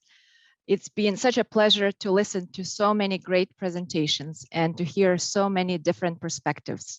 And I would like to thank the Astana Civil Service Hub and ASPA for organizing this virtual event. And I also want to commend you on the quality. I've been listening to translation and it's going so seamlessly. So you've really mastered this virtual environment. So even though we've heard these perspectives from different countries that have different administrative culture, that have different histories, but what a lot of these countries share in common is the Soviet legacy. And the themes that I repeatedly heard through the presentations were one, the need to attract talented leaders to the public sector. And those leaders need to be able to inspire and motivate their employees. The second major theme I'm hearing is the need to develop leaders within through education, through training, and continuous self-learning. And of course, the third theme that comes through all of the presentations is the need to build a professional and merit-based civil service corps. I think it's also noteworthy that international partner organizations such as UNDP, OECD, the World Bank, Sigma, are playing an important role in sharing international best practices in effective governance, but also specifically in leadership. And this brings up a question that has been a particular interest for me specifically as a research question. And that is, are leadership qualities universal and transferable across cultures? Would best practices in leadership that work in the United States, for example, be equally effective in a post-Soviet setting? And to give you an example as an illustration, in a recent survey of American workers, 91% of respondents said that communication problems can undermine effective leadership. Again, that's 91%. And specifically, top three problems or challenges that employees mentioned as failure in leadership communication are not recognizing employee achievement. The second one is not giving clear direction. And the third is not making time to meet with employees. And I think from a research perspective, it would be interesting to see whether civil servants in the Astana Hub partnership countries would agree with those concerns, or whether their expectations of leaders would be quite different. So this is a broader question of not only leadership communication, but leadership traits in general. And I think potentially this might be a question, a research question for the Astana Civil Service Hub, because it's now become a leader in research in this region. And I would, of course, be delighted to participate in such a project. And of course, these international best practices in leadership are instructive, but as Chairman Baimenov repeatedly reminds us, the hub partner countries have a lot to learn from each other. And I think this session has been a wonderful example of how we, the hub partner countries, can learn from each other. And these experiences are probably more relevant and more applicable because of the shared Soviet legacy. So these are my brief comments, and I thank you for your attention. Thank you, Mrs. Liebert.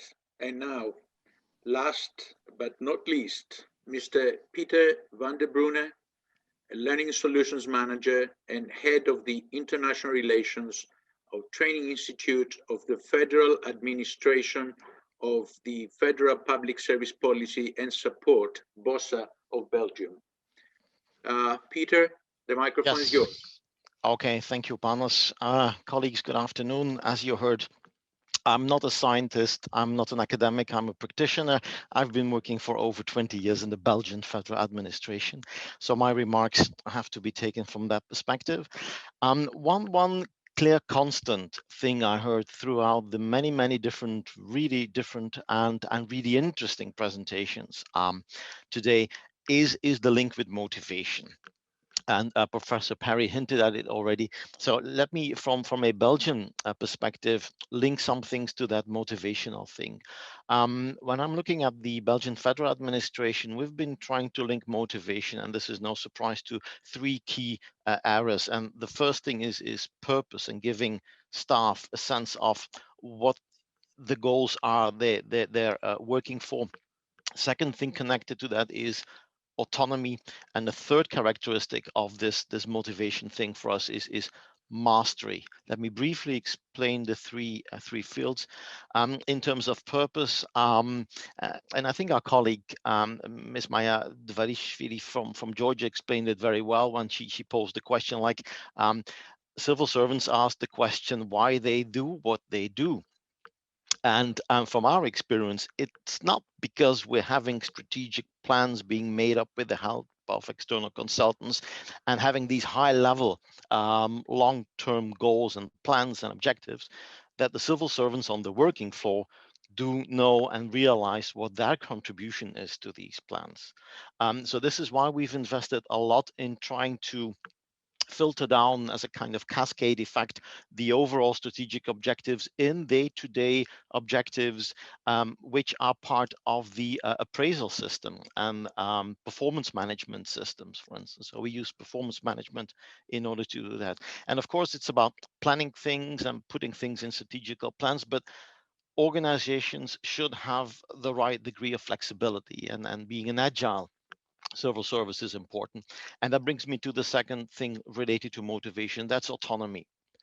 We believe that an important part of leadership is to make sure that their co-workers, their subordinates can work in an autonomous way in a relationship which is built on trust and self-confidence.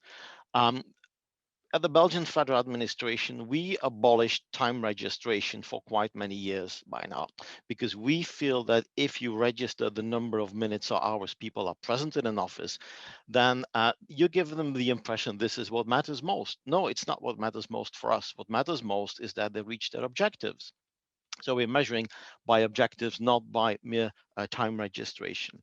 We've introduced flexible ways of working quite some time, even before the COVID crisis. So that was not a big surprise or difficulty for us to move to a new way of working. And the third thing is the mastery.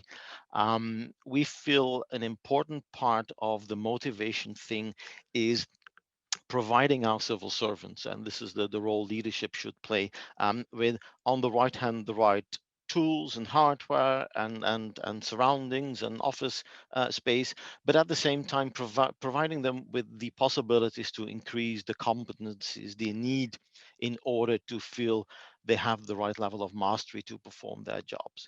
And I've been working for a long time at the Training Institute. It's training and development is a challenging but sometimes complicated thing, and competencies and skills can be developed. Attitudes are way harder to develop, and in some cases the conclusion was that when you want to change staff and people, a best way might be to take in attitudes in the recruitment process. So we changed recruitment processes based on competency models, and the competency model is now an integrated part of our approach. And the last remark I'm going to add to that is that we took this so far that when we introduced reform and leadership, we decided to completely change the top 3 level of leaders and put them in a mandate system.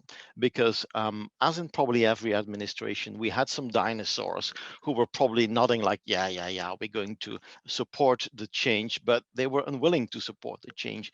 So all top 3 levels of management didn't lose their job because they had a permanent employment, but they lost their function. And the consideration was that sometimes they could do less damage by just sitting in their home and receiving their salaries instead of having a negative impact on change and innovation in the organization. So this is why we introduced at the top managerial level a mandate system. So these are the brief remarks I wanted to link to this motivation thing. And yes, I recognize what many of you said today, that it's not only a question about the top, it's about middle management and it's about team leaders as well. And the final aim and goal is indeed helping and working for the citizens and the public. That should be the major goal. Thanks. Thank you very much, Peter. From everything we've heard, actually, I would like just to throw 4 terms that seem to be quite relevant in today's panel, and that is motivation, resilience, autonomy, flexibility. And with that, since we have another 20 minutes or so, I would like to open the floor for questions. So please go ahead if you do have any questions. Yes, Professor Perry.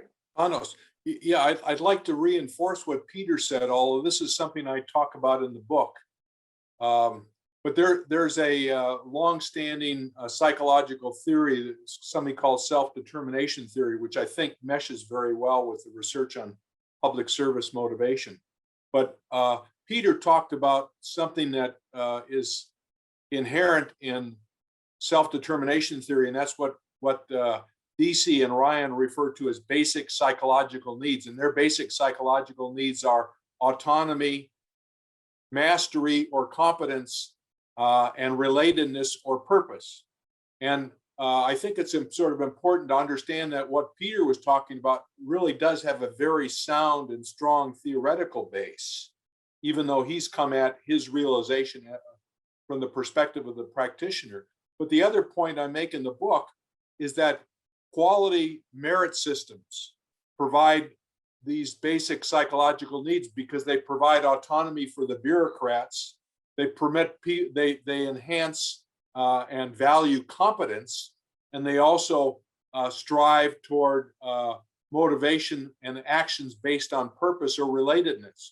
So there really is sort of a mesh, I think, between merit systems and the achievement of the basic psychological needs or the imperatives that Peter referred to. And I want to reinforce that, because to the extent that the Astana civil service hub countries can move in that direction, I think they will be much better off in the long term to achieve a context that provides leadership not only at the top of the hierarchy, but for people up and down the hierarchy, because they'll be able to act based on their autonomy and competence and relatedness. And ultimately, you know, a lot of people referred to this other word, innovation or innovativeness.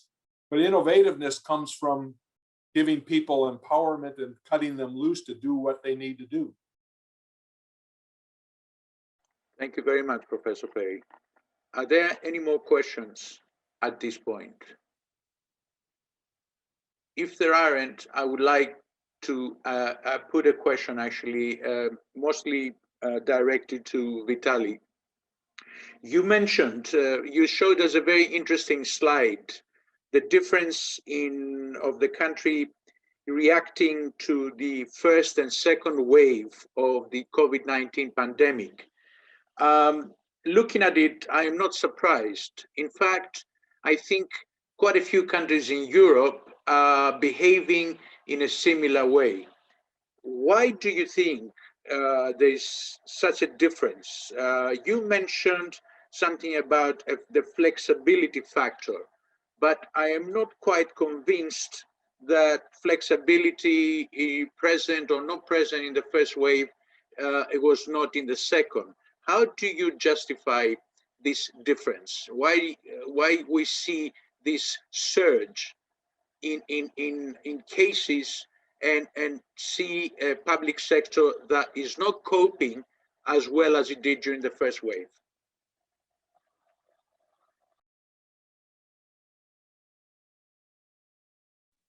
Okay, would you like me to answer this question? If you could, please. I'm not a public health expert. That's why the subject matter of our research was public policy response to the COVID-19 pandemic and the management of the COVID-19 crisis. But I mentioned a good deal of volatility in Lithuania's response to COVID-19. That was one of the highest within the EU countries.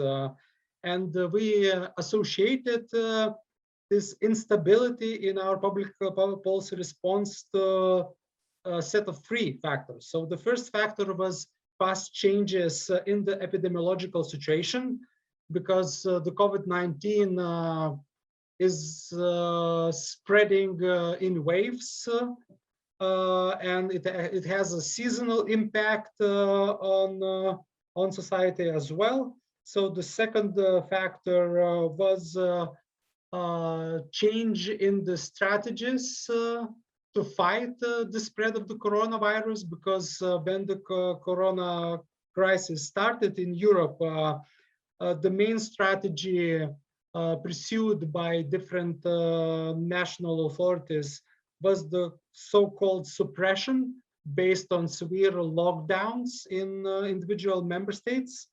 But it soon became apparent that it's very difficult to keep lockdowns implemented for a long period of time. That's why some countries started relaxing their public health measures and started to act on the basis of the so-called mitigation strategy, while using localized control measures, softer control measures. So Lithuania also observed this shift in the prevailing strategy for controlling the spread of the pandemic.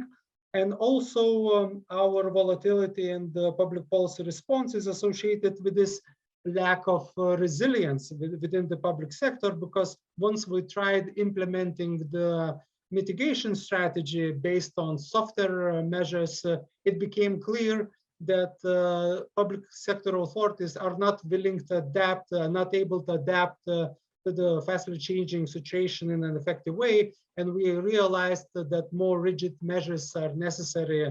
And the new government that came into power at the end of 2020 introduced more restrictive measures in order to control the spread of the coronavirus crisis. And I would like also to take this opportunity to answer a comment on the link between organizational resilience and public sector motivation. And I would argue that I absolutely agree that serving the public as the main source of motivation really benefits the management of the COVID-19 crisis and future crises as well.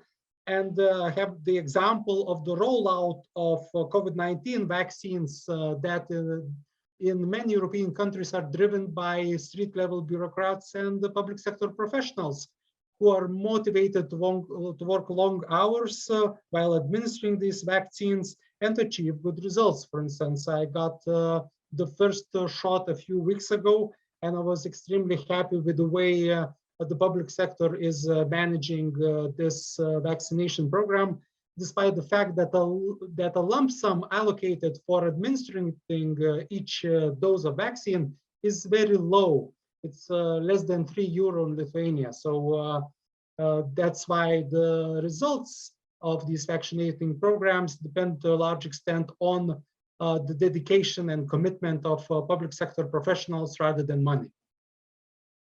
Thank you, Vitalis. Is there another question by any chance?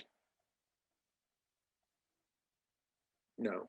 In that case, as we are approaching, we only have about 10 minutes left to complete our virtual session. I would just like to say that listening to every presenter, every discussant, I realized one more time that the points that were made have confirmed the views of most on what it takes to be a leader or to become a leader. I sincerely hope that today's panel will be an initiator, an initial step in developing a partnership among the hub's participating countries on the issues at hand, so we can delve into the notions and ideas and factors that actually can influence the development of leaders in the region. I would like to thank everyone from my side for participating in this virtual event. I would like to express my gratitude to all the speakers and the discussants, as well as the participants, and of course to our interpreters for the excellent work they have done. And I hope that you all stay healthy, and really hope that next year we will be able to meet in person at the annual conference of the American Society for Public Administration. Thank you from my side. I think we have a few more minutes for anybody who wants to provide a comment or a greeting. Panos, I hate to sort of jump in again, but if I could make a comment about leadership. One of the threads through the presentations, at least this is my interpretation, was this range of leadership behaviors from transactional to transformational. But I personally believe that we in the public sector have to embrace the transformational mode, in part because of the distinctiveness and the importance of public values, and stimulating and inspiring people based on the values that we pursue in the public context.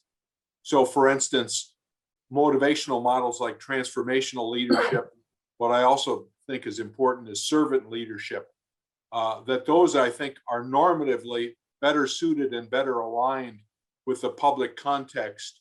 And therefore, in terms of leadership development, I would like to see more countries take a position with respect to what are the sort of the styles of leadership that we want to encourage, and move in the direction of transformational leadership and servant leadership as being indicative of leadership styles and competencies that make the most sense for public service. Thank you, Professor Perry. I cannot help myself, but a question has just come in, and since we have about 7 minutes, I would like to pose it to you presenters and discussants. Here it goes. As we have heard, there are a number of themes such as motivation, leadership development, meritocracy, that are helping to strengthen your efforts.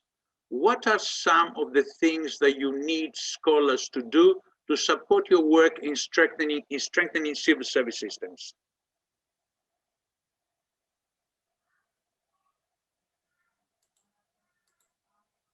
Please go ahead. Well, as a scholar, I will try to answer that. And one thing that about which I have, although I think the work from the Quality of Government Institute at the University of Gothenburg has been highly influential in bringing home the point that merit systems and meritocracy are sort of an important part of the institutional arrangements for an effective civil service. But the question is, where is the line, and what are the characteristics of highly effective merit systems. And I think we still have a fair bit of uncertainty about that. One of the issues, it seems to me, that merit systems, or the merit systems, have two objectives. One is to advance merit, that is, effort in the public sector based on the competence and based on science and based on understanding of what is the right thing to do from a technical standpoint. But we also have the other issue that sort of runs headlong into the ability to pursue merit, and that is, in protecting people, sometimes we undercut the ability to pursue performance in a robust way. So where do we sort of draw the line between protecting civil servants and making sure that individuals have some autonomy to do their jobs, and on the other hand, stepping in when people do not perform to the level that they need to perform in order for the public service to be effective? So I think we need to spend some more time trying to understand what are the essential characteristics of merit systems that truly make a difference. And this divide between protecting bureaucrats and performing. Now, Peter referred to the fact that there were a lot of senior civil servants in Belgium that were sort of left, who were told, stay home because we're better off without you. But that really, I think, is an epitome of trying to work this line between buffering civil servants from the political pressures and political oppression and political intervention and performance. And we need to find where that line, how that line is best managed. But that, I think, is sort of a critical issue that we haven't fully resolved yet, that would be important for members of the Astana Civil Service Hub to have a better understanding. Thank you, Professor Perry. I just see that the gentleman. If I may, Sorry, just, Peter, go ahead. just Go add ahead. to what Professor Perry mentioned. When I gave the example, don't get me wrong, we didn't send hundreds of civil servants home, paying their salaries. But the idea behind the reform was that every top civil servant, ranging from Secretary General, Director Generals, and so on, all got the message that as from next week on, your job will be vacant. If you want to apply for your job again, you can do so, but your job can also be applied for by people from inside the administration and from outside. So the new management recruitment system even permits an influx from the private sector. And as a result of this, quite some people, roughly half of all top leaders, were able to win back through an open and fair assessment procedure based on their competence, win back their old function. Some of them went for other managerial functions in other administrations. And there was an influx from the private sector as well. But there were indeed a couple of cases, there was not too many, but there were indeed a couple of cases that did not win their own post or job back as Secretary General or Director General, and were given, in most cases, another task or another assignment. But in some rare cases, were even told, yeah, okay, stay home, because it was found that if they did not correspond to the competency requirements that were being asked for modern leaders in the public sector, their remaining in office would do more damage than their leaving. Yeah. Thank you, Peter. There is a question, actually, and I missed the hand, by Mr. Kalyashan, acting head of the Civil Service Office from Armenia. We still have time for that question. So I have no question. I just have a comment, and thank you very much to all organizers and to Mr. Baymanov for this great event. But I would like to come up with two things. First of all, the professor from the lady who talked about from the School of Public Affairs, Ms. Saltanat Libert, sorry for any mistake in pronunciations. So she says that there are three main concerns which are introduced by the public officials from the US. And these three main issues are the inambiguity in the directions coming up from the bosses. The second one is not a true face-to-face contact between the subordinates and supervisors. And the first one is I don't remember, but I think that these three main points are connected with the performance management system. And one of the professors from the US, Christopher Lee, says that now in US they are going to shift the digitalized performance management system to the conversations model, which give an opportunity to come up with the subordinates in more contact, face-to-face conversation manner, and to appraisal and to come up to the appraisal system.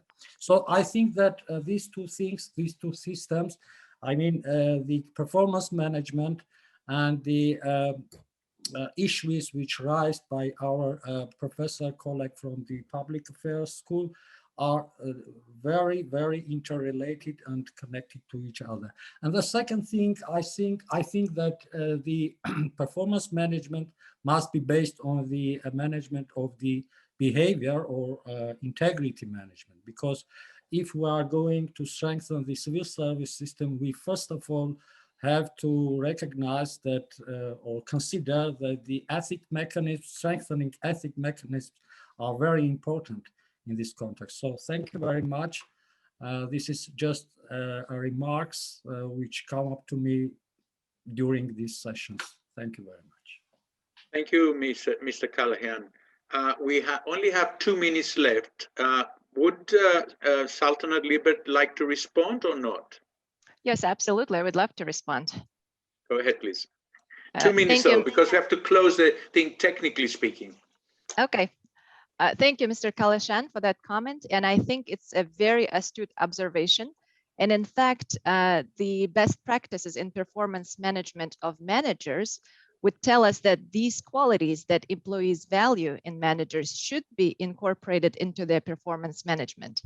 But of course, for an employee, to tell directly their supervisor, right, or write about their performance on these aspects would be challenging. And I think that's where the 360-degree performance evaluations would be valuable, especially if they are anonymous.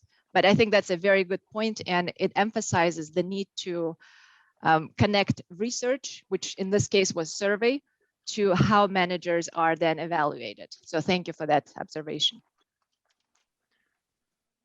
Thank you very much, Sultanate. And with this, I would like to say goodbye and farewell to everyone. And I hope, again, one more time, I'll say it, next year, we'll meet in person for the next hub panel at the ASPA conference. Have a good evening, afternoon, etc. Bye-bye. Be well. Thank you. Bye-bye to all of you.